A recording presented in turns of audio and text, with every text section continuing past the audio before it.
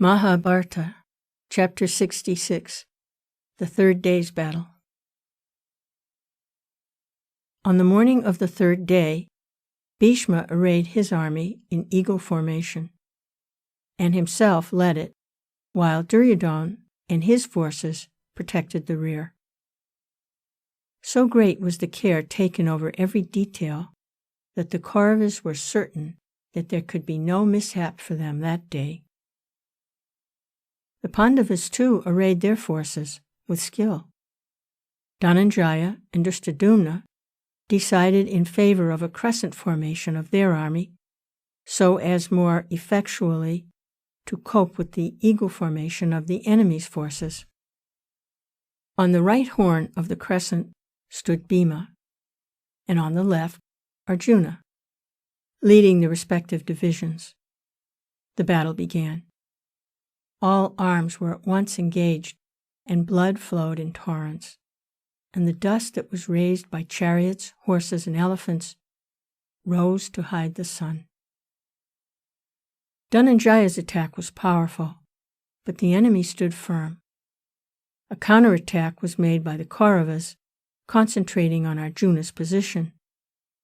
Javelins and spears and other missiles flew in the air, shining like forked lightning in a thunderstorm. Like a great cloud of locusts, the shafts covered Arjuna's chariot. But, with amazing skill, he raised a moving fortification around his chariot with arrows discharged in an unending stream from his famous bow. At another point, Sakuni led a large force against Satyaki and Abhimanyu. Satyaki's chariot was broken to pieces, and he had to scramble up Abhimanyu's chariot, and thereafter both fought from the same chariot. They were able to destroy Sakuni's forces. Drona and Bhishma jointly attacked Dharmaputra's division, and Nakula and Sahadev joined their brother in opposing Drona's offensive. Bhima and his son, Ghatotkacha, attacked Duryodhana's division, and in that day's battle the son appeared to excel his great father in valor. Bhima's shafts hit Duryodhana, and he lay in swoon in his chariot. His charioteer quickly drove the chariot away from the scene. He feared that the Kaurava forces would be completely demoralized if they saw that the prince had been disabled. But even this movement created great confusion. Bhimasena took full advantage of the position and worked havoc among the fleeing Kaurava forces. Drona and Bhishma, who saw the discomfiture and confusion of the Kaurava army, came up quickly and restored confidence. The scattered forces were brought together, and Duryodhana was again seen leading them. "How can you stand thus?" said Duryodhana to the grandsire. "Looking on our forces are scattered and put to disgraceful flight. I fear you are too kind to the Pandavas. Why did you not tell me frankly, 'I love the Pandavas'? Drishtadyumna and Satyaki are my friends. I cannot attack or slay them. You should have stated the position explicitly to me. Surely these men are not equal to you, and if you were so minded, you could deal with them easily. Even now, it would be best if you and Drona told me frankly your mind in this manner." Thus, chagrin of defeat and the knowledge that the grandsire disapproved of his ways made Duryodhana speak thus bitterly. But Bhishma merely smiled and said, "Wasn't I quite frank in my advice to you? That advice you rejected when you decided on war. I tried to prevent the war, but now that it has come, I am fulfilling my duties by you with all my might.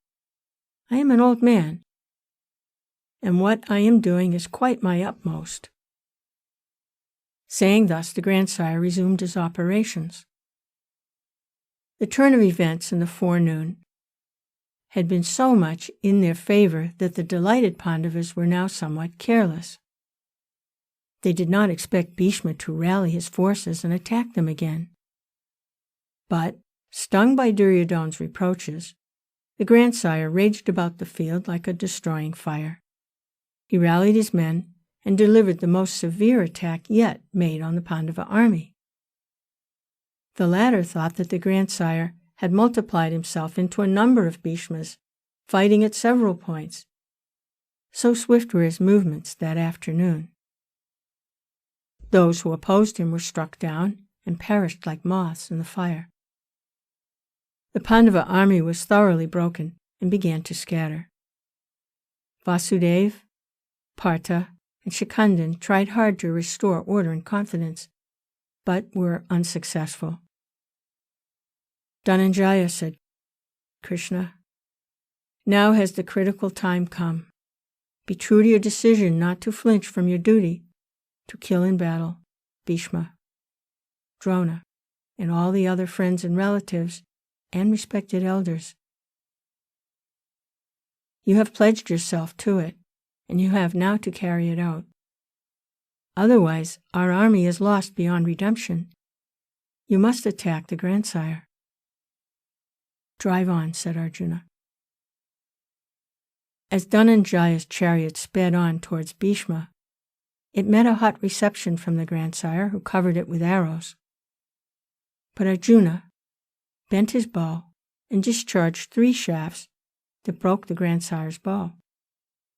Bhishma picked up another bow, but it too met the same fate. The grandsire's heart was gladdened when he saw Arjuna's skill in archery. "Hail, brave warrior!" applauded the grandsire, even as, taking up another bow, he poured shafts on Arjuna's chariot with unerring aim. Krishna was not happy at the way Arjuna met the attack. The grandsire's bow was working fiercely, but Arjuna's hands did not do their best, for his heart was not in it. He had too much regard for his great-grandsire. Krishna thought that if Arjuna went on like this, the army, which had been so badly demoralized already, would be utterly destroyed and all would be lost. Krishna managed the chariot skillfully, but in spite of it, both he and Arjuna were hit many times by Bhishma's arrows. Janardana's, Krishna's, anger rose. "I can stand this no longer, Arjuna. I shall kill Bhishma myself if you will not do it," he exclaimed, and dropping the reins, he took up his discus and jumped down from the chariot and dashed forward towards Bhishma. Bhishma was far from being perturbed at this. On the contrary, his face expanded with ecstatic joy. "Come, come, O lotus-eyed one," he exclaimed. "I bow to you, O Madhava, Lord of the world. Have you indeed come down from the chariot for my sake? I offer you my life. If I be slain by you, I shall be glorified in the 3 worlds. Give me that boon. May your hands take this life away and save me for eternity." Arjuna was distressed to see this. He jumped down and ran after Krishna. Overtaking him with great difficulty, he entreated Krishna to turn back.